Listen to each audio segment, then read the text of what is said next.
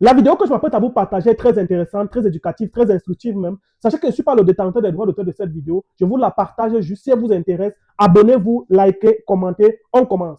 Cette dame, elle a tellement fait de mal à notre pays. Il vous souviendrait qu'il y a quelques années, en une journée d'emplette à Paris, cette dame avait dépensé 1 million d'euros pour un collier, une bague et une gourmette. Et son mari président, sur vos antennes également, avait justifié qu'il n'était pas interdit d'avoir une carte bancaire.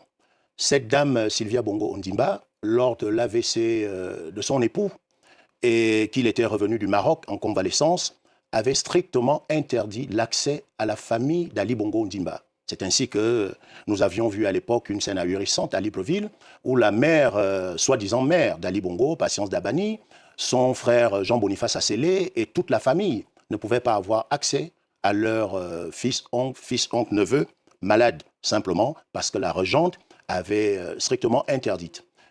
Cette dame-là qui faisait enfermer son personnel pour un verre cassé. Vous cassiez un verre, et ben vous faisiez 1 mois de prison. Cette dame... C'est vos affirmations. Elle nie tout cela, hein. les détournements. Vous avez la particularité avec cette dame, par contre, ce que je lui reconnais, c'est qu'elle est bonne actrice. Vous savez, c'est de la comédie, tout ça. Totalement. Vous pensez que ce qu'elle a vécu et ce que son fils a vécu. Je vous raconte un fait insolite. Lors de la confrontation au tribunal entre elle et la personne qu'elle voyait le plus souvent, Brice Lacruche Alianga, elle avait dit ne pas le reconnaître. L'ancien directeur de cabinet. L'ancien directeur de cabinet d'Ali Bongo Ondimba, une des personnes avec qui elle a le plus travaillé durant l'AVC d'Ali Bongo Ondimba, et subitement elle était devenue amnésique, ne le reconnaissant plus, ne reconnaissant plus personne, disant qu'elle n'a jamais été gabonaise. Donc c'est de la comédie, mais d'une très mauvaise facture.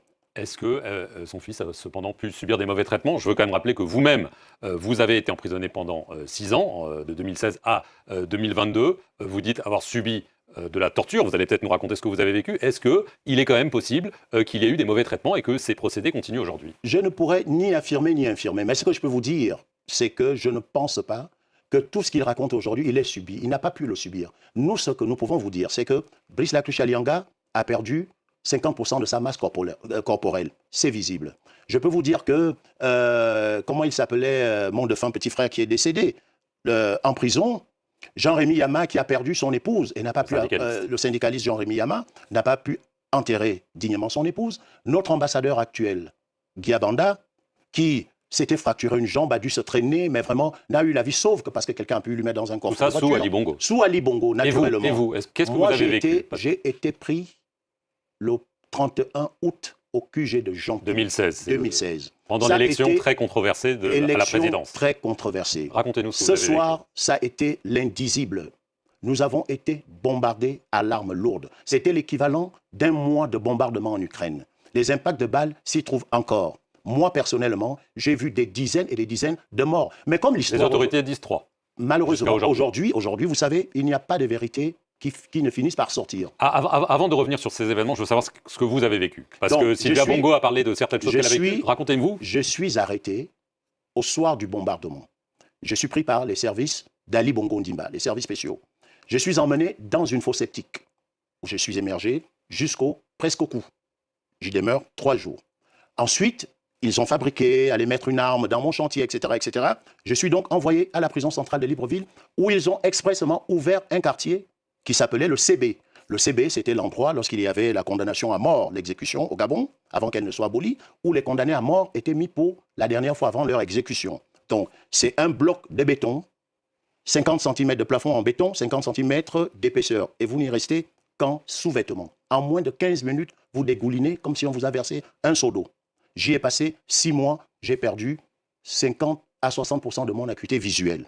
Ensuite, il m'a transféré à Ali Bongo sur ordre personnel, dans un quartier qui existe encore aujourd'hui, que l'on appelle à la prison centrale de Libreville, le CA. Le CA, c'est quoi? C'est là où se trouvent tous les malades mentaux. Parce que l'asile psychiatrique au Gabon, en réalité, n'existe que de nom. Lorsqu'un fou commet un impair, il est envoyé dans ce quartier. Inhumain, j'ai résidé pendant 4 ans et 3 mois avec des malades mentaux totalement schizophrènes, fous. Vous avez été torturé. Et les tortures, c'était pire. J'ai été torturé en même temps que Ondoa Bessol, Roger, qui est l'adjoint de Jean-Rémy Yama aujourd'hui. Il avait du sang qui coulait des yeux, des nez et des narines. Il vit. J'ai été torturé en même temps que Karl Mindou Nzamba, ancien député de la transition. Il porte des séquelles jusqu'à aujourd'hui. Il en est presque infirme.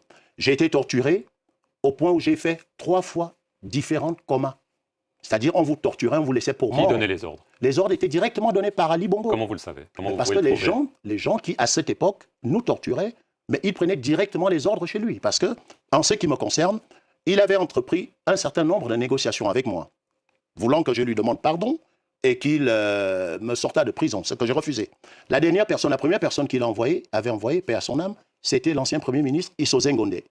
La dernière personne qu'il a envoyée, c'est le général Brice Clotaire Oligui Nguema pour venir me compromettre, pour me proposer des choses pour ma liberté. Mais nous pensions, et ce que nous avons subi dans notre chair, les Magloire Gambia, les Étienne Goubou, les Brice Lacruche Alianga, ce sont des tortures indescriptibles. Mais nous avons tenu et nous croyons que cela ne doit plus se reproduire pour qui Ça ne que se ce soit. reproduit plus aujourd'hui au Gabon? De moins en moins, et je peux dire peut-être, parce que je ne suis pas directement dans les services, mais il faut que cela s'arrête. Parce que cela s'arrête. Totalement. Juste rapidement, le 31 août 2016, il y a donc ces tirs. Est-ce que vous espérez que la vérité fera jour? Il y a eu toute la controverse sur les chiffres de l'élection, qu'on a dit sans doute qu'Ali Bongo avait, mais il y a eu surtout ces incidents mortels. Aujourd'hui, je suis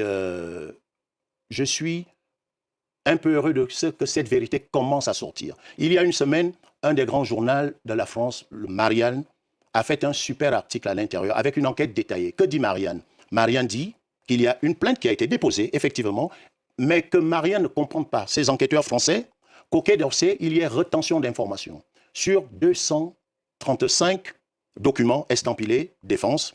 Il n'y en a que 35 qui ont été... Ils sont liés à ce qui s'est passé ce jour-là. Et il y a 280 dossiers sous-scellés concernant les exactions du 31 août au Gabon. Mais la vérité finira par sortir. Pourquoi? Parce que lorsque je suis sorti de prison, j'ai entrepris à travers le monde une tournée. Je suis arrivé ici en France. J'ai rencontré certaines autorités. J'ai rencontré un très grand homme, Robert Bourgi, qui m'a emmené voir le président Nicolas Sarkozy. Nous avons longuement discuté d'un certain nombre de choses. J'ai été reçu par Amnesty International officiellement. J'ai été reçu par l'Union européenne à Bruxelles. J'ai été reçu par les Nations unies à New York. Mais en réalité, Ali Bongo avait mis énormément d'argent, beaucoup d'argent. Et celui qui était à la manœuvre, c'était Alain Claude Bilébizeux pour, à l'international, éteindre ce dossier. Mais il ne s'éteindra jamais parce qu'au bas mot, de ce que moi j'ai vu, au QG de Champing, nous frôlons les 100 morts, minimum. Minimum 100 morts. Et d'après vous, qui a donné l'ordre? Ali Bongo Ndimba. Mieux encore, le soir du bombardement, de loin nous avions aperçu le cortège d'Ali Bongo qui personnellement était peut-être pas dans l'hélicoptère comme le disait Jean-Ping, mais il était dans les parages. Merci beaucoup. Et nous attendons que le Quai d'Orsay puisse officialiser les 280 documents concernant cette tuerie. Si cette vidéo vous a plu et que vous êtes sur ma chaîne YouTube, abonnez-vous immédiatement pour ne manquer aucune vidéo. Activez la cloche de notification. Si vous êtes sur ma page Facebook ou l'une de mes pages Facebook, vous n'avez simplement qu'à vous abonner et à chercher le lien qui est en commentaire de la première vidéo pour aller sur YouTube parce que c'est là-bas que tout se passe. C'est-à-dire, quand vous allez sur YouTube, vous vous abonnez, soit vous aurez la suite de la vidéo que vous avez vue qui vous a plu, ou soit vous aurez le lien de la vidéo directement sur YouTube et vous pourrez la regarder intégralement. Sur ce, à très bientôt. Ciao, ciao.